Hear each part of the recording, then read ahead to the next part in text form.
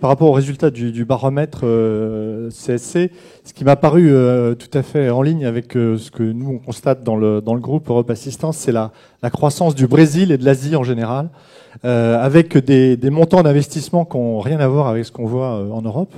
et qui sont pourtant centrés sur des technologies nouvelles, des sujets. Au Brésil, on est très très développé dans un pays qui, vous le savez, est plutôt en croissance sur ces dernières années, et on offre par exemple des nouveautés en termes de géolocalisation qui nous permettent d'optimiser complètement non seulement nos process d'assistance et de dépannage automobile, mais en même temps d'avoir des engagements très clairs vis-à-vis des clients sur le délai vers lequel on va véritablement dépanner quelqu'un qui sera dans des agglomérations en plus brésiliennes, je ne sais pas si vous avez l'occasion d'y aller, qui sont extrêmement vastes. Voilà, donc il y a des sujets d'innovation dans ces pays-là, et même dans les autres pays d'Asie, je pense à l'Inde, etc., où d'un point de vue du budget informatique, on s'aperçoit que par rapport à l'Europe, on est dans des ordres de grandeur qui n'ont rien à voir. Donc toute la question d'ailleurs est de dire comment je réinterroge les budgets européens. Je suis un peu déçu d'ailleurs qu'il y ait si peu de DSI qui se sentent concernés par la baisse des coûts, parce que